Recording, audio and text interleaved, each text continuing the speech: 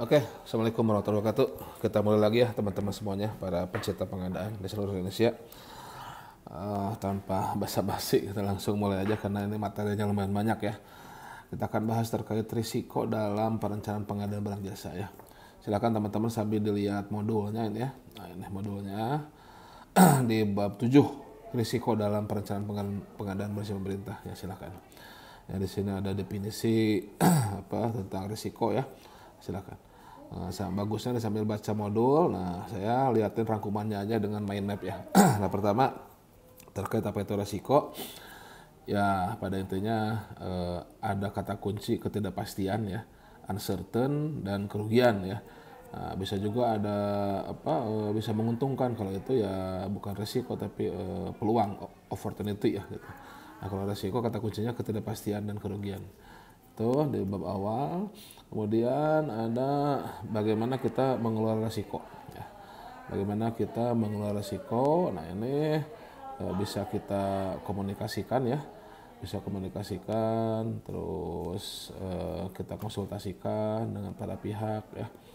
Kemudian ya para pemangku kemungkinan ya, para pemangku kepentingan ya. Kemudian penetapan konteksnya apa nih ya, tujuan, parameter internal eksternal ya. Kemudian identifikasi resiko ya, kejadian, penyebab, konsekuensinya apa. Kemudian dianalisis tingkatnya, kemungkinannya, peluangnya, dampaknya ya. Bisa pakai kuadran gitu ya. Kemudian evaluasi resiko ya untuk mengambil keputusan, membantu pengambilan keputusan ya.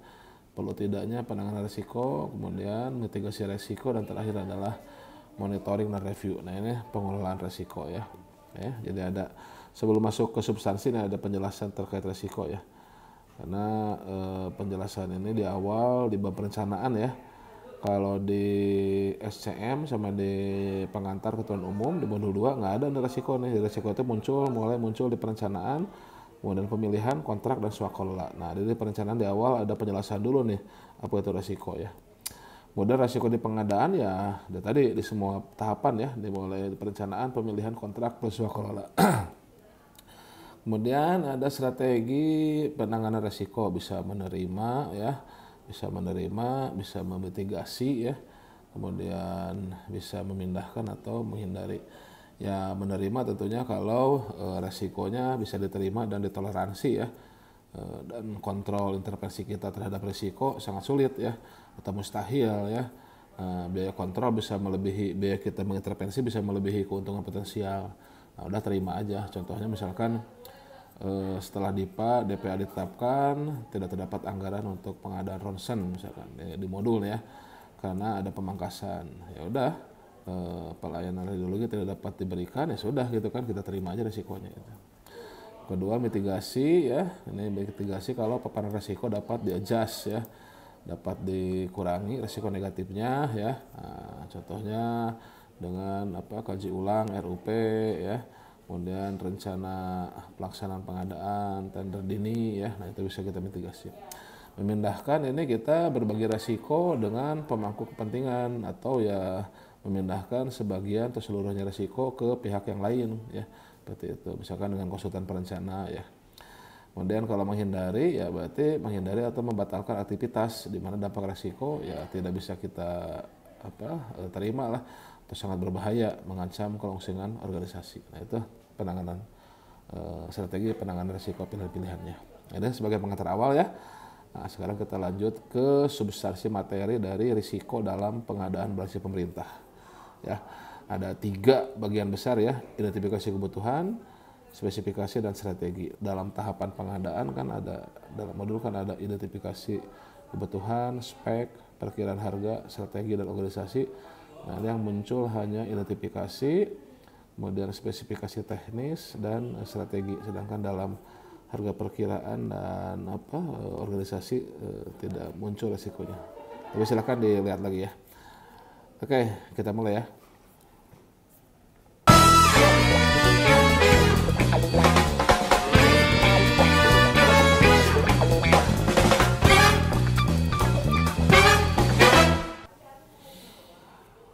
Jadi ini banyak yang curhat ya, komplain, curhat ini terkait soal-soal di resiko ini ya.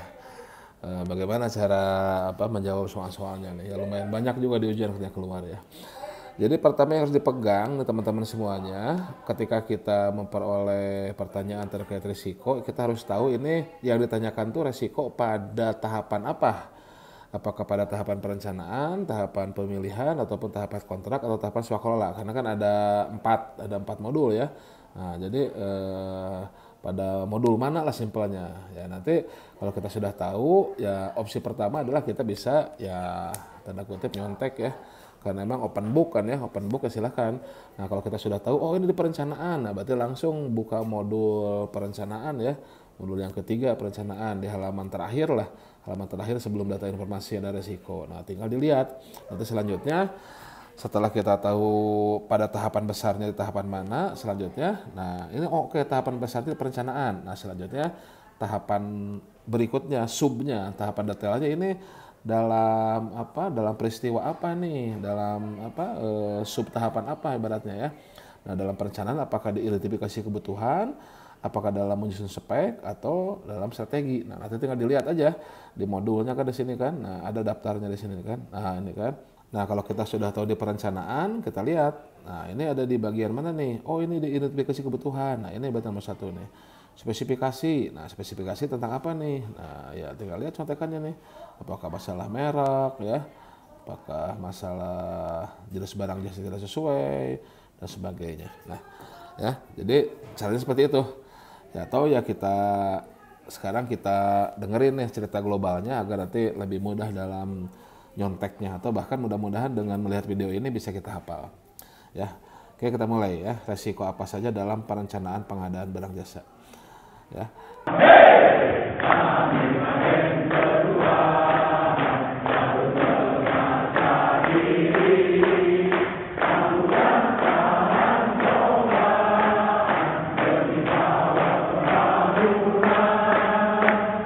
Nah, pertama kan kita tahu bahwasannya tahapan pertama dalam perencanaan adalah identifikasi kebutuhan. Nah, dalam melakukan identifikasi kebutuhan ada resiko yang bisa terjadi, yaitu apa? Yaitu kebutuhan itu yang tidak sesuai dengan rencana kerja. Nah, itu. Ya ini penyebabnya ya, penyebabnya kebutuhan di mana tidak sesuai dengan rencana kerjanya ya. Ini resiko pada tahapan identifikasi kebutuhan. Nah ini nanti risikonya apa nih? Risikonya apa? Dampaknya nih. Nah ini barang jasa bisa tidak sesuai kebutuhan, tujuan target tidak sesuai organisasi, tujuan dan target organisasi tidak tercapai, kemudian pengadaan barang jasa tidak efektif efisien ya, tidak sesuai prinsip pengadaan. Nah bagaimana nih penanganannya? Ya dalam membuat RKA, CPA harus mempertimbangkan identifikasi kebutuhan sesuai rencana kerja, kemudian harus ada SDM yang kompeten tentunya ketika membuat rencana kerja ya, kemudian ataupun identifikasi kebutuhan, kemudian ya kalau memang masih ada yang kurang kompetensinya dilatih dengan pelatihan ya. Nah, itu dalam tahapan identifikasi kebutuhan yang disebabkan karena kebutuhan tidak sesuai dengan rencana kerja ya, pertama itu. Nah yang kedua ini untuk di spesifikasi. Nah ini agak panjang nih, agak banyak nih spesifikasi ya. Ada penyebabnya resiko yang disebabkan oleh spek atau KK tidak sesuai kebutuhan. Yang sama dengan dicoret itu berarti tidak sesuai ya gitu ya. Spek tidak sesuai dengan pasar ya. Kemudian speknya tidak PDN. Pagu anggaran tidak sesuai dengan spek. Nah mungkin ini nih yang harga parkiran di sini mungkin ya masuknya. Kemudian mereknya tidak sesuai aturan, kuantitas melebihi kebutuhan ya, discontinue barangnya atau produknya, standarisasinya tidak sesuai, kemudian tidak sesuai dengan output ya, pemaketan tidak sesuai output ya, waktu yang tidak sesuai dengan pemanfaatan dan tidak memperhatikan pengadaan berkelanjutan. Nah ini resiko-resiko di dalam spesifikasi ya. Nah, ini penyebab-penyebabnya kita lihat ya. Pertama resiko dalam spesifikasi yang disebabkan oleh spek tidak sesuai kebutuhan ya. Nah, ini sama dengan tadi diidentifikasi kebutuhan ya. Ininya risikonya ya, dampaknya ya. Barang jasa bisa tidak sesuai kebutuhan. Kemudian tujuan target dan tidak efektif efisien ya. Kemudian spek tidak tersedia di pasar ya. Nah ini dampaknya, resikonya pemilihan penyedia bisa gagal ya. Nah, apa yang dilakukan? Nah, ini survei pasar, info industri, asosiasi pelaku usaha, SDM yang kompeten, dan review spek ya. Oke, kalau yang tadi maaf yang spek tidak sesuai kebutuhan, nah cara penanganannya SDM kompeten, review spek, pelatihan ya. Nah ini ya agak susah sih dihafal ya, tapi ini gambaran globalnya aja minimal sudah kegambar ya. Nah dalam spek ada apa saja risikonya ya. Kemudian dalam spek dalam spek ada resiko tidak menggunakan produksi dalam negeri ya. Ini nanti resikonya bisa jadi temuan auditor ya, bisa disanksi karena lalai ya. Nah, penanganannya bagaimana? Survei pasar, SDM yang kompeten dalam membuat spek ya, kemudian ya review lagi speknya tuh biar bisa sesuai ya.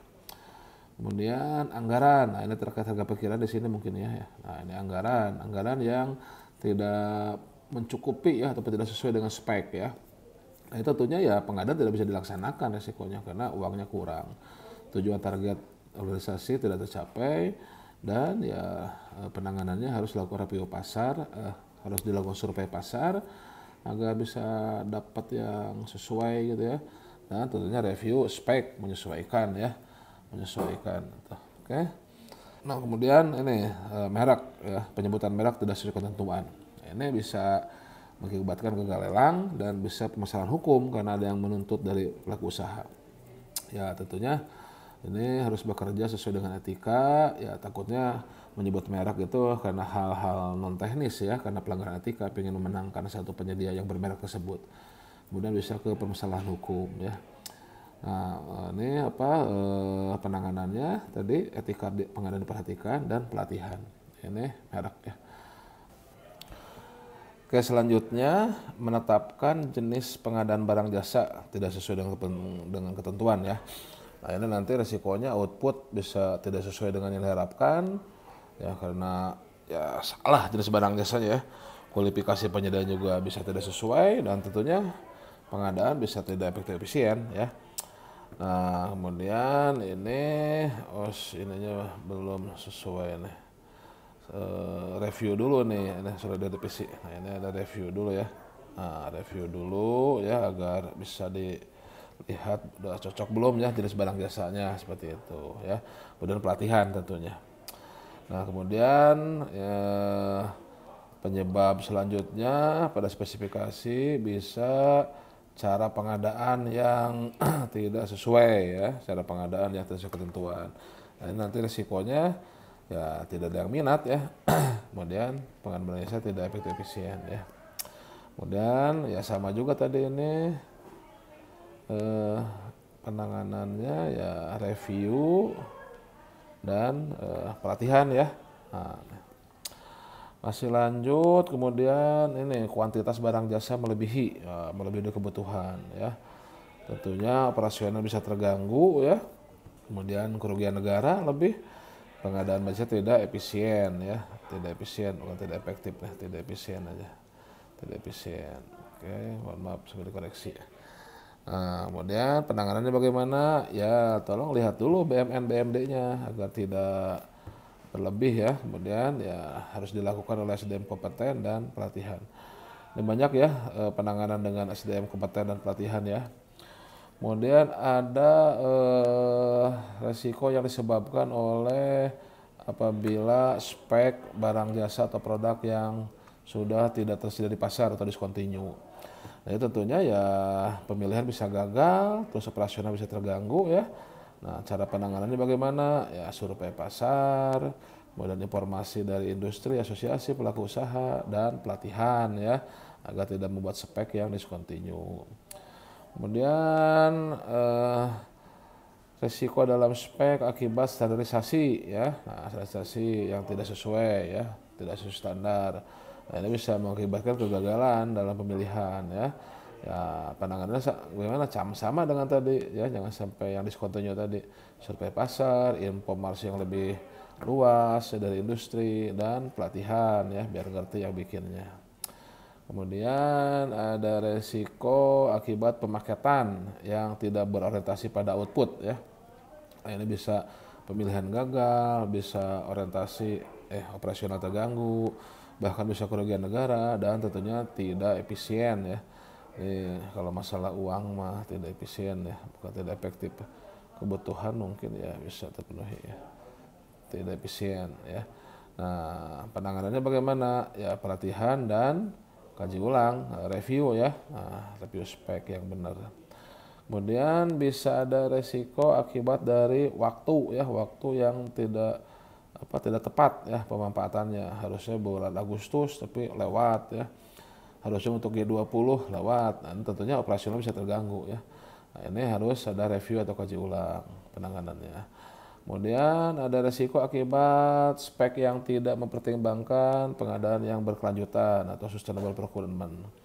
Ya nanti dampaknya bisa ke kesehatan dan bisa ada sanksi. Ya tentunya harus direview, kaji ulang. Nah, itu terkait resiko-resiko dalam pembuatan spek ya ini. Ya, silakan. Saya juga belum hafal, saya juga hanya baca saja. Nah, dilihat di sini ya.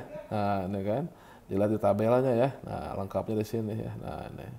Nah, tadi kan standar, terakhir tadi tidak mempertimbangkan aspek pengadaan berkelanjutan. Nah, di sini daftarnya ya. Silakan. Jadi ya kalau buat ujian mah nyontek aja lah. Ya dalam prakteknya juga ya boleh nyontek ya sebetulnya gitu ya. Ya. Jadi kalau untuk orang dewasa mah boleh nyontek ya. Nah, selanjutnya satu lagi risiko dalam strategi. Nah, strategi di perencanaan. Nah, ini pertama ada cara pengadaan yang tidak sesuai aturan ya. Tuh. Nah, ini bisa tidak ada peminat atau PBJ tidak efisien ya. Pelatihan atau coaching materi sudah di atas ini dipindahkan ke strategi ini.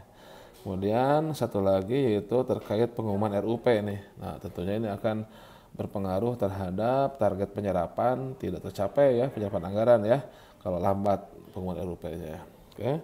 Caranya bagaimana? Ya penyusunan RUP harus sama-sama dengan PPK dibantu oleh Pokja, Japung tuh ya dalam UKPBJ ya, serta koordinasi dengan PAKPA. Nah itu ya, Ibu sekalian, pencipta pengadaan gambarannya ya. Nah jadi silahkan ya lihat di modulnya ya. Intinya saya ulangi lagi sekali lagi, kita harus tahu ini ada di mana resiko ini, apakah di tahapan perencanaan, apakah di tahapan pemilihan, atau di tahapan kontrak atau swakelola. Nanti oke di perencanaan berarti lihat di modul 3. Nah, lihat di modul 3, lihat di halaman-halaman terakhir sebelum data informasi ya. Kemudian ini ada di tahapan mana nih resikonya? Sebagian besar sih ada di tahapan ini, di peristiwa dalam membuat spek tuh ya. Nah, tinggal apa nih masalahnya, apa penyebabnya nih ya. Nanti yang ditanyakan ya apakah bisa penyebabnya atau bisa penanganannya atau apa gitu kan. Misalkan ya kan ini ya spek yang tidak sesuai pasar itu kan penyebabnya. Nah, ini dampaknya risikonya apa? Pemilihan bisa gagal kalau ditanyakan itu. Nah, penanganannya apa? Nah, ini penanganannya ya, atau dilihat di modul ya. Gitu teman-teman semuanya. Kurang lebih mohon maaf kalau banyak kekurangannya ya. Ya memang untuk risiko ya ini tadi logikanya hanya kita tahu tahapannya ada di mana, kita tahu prosesnya ada di mana, ya langsung referensi ke modul ya. Dan mudah-mudahan ya dengan ada gambaran barusan, ada gambaran umum, ada bayangan secara umum lah positioningnya ya, sehingga nanti lebih mudah dalam baik itu tanda kutip nyonteknya ataupun dalam menjawab soal-soal di ujian. Demikian, terima kasih atas perhatiannya. Sekali lagi, kita tutup dengan alhamdulillah. Assalamualaikum warahmatullahi wabarakatuh. Salam pengadaan dari Bogor.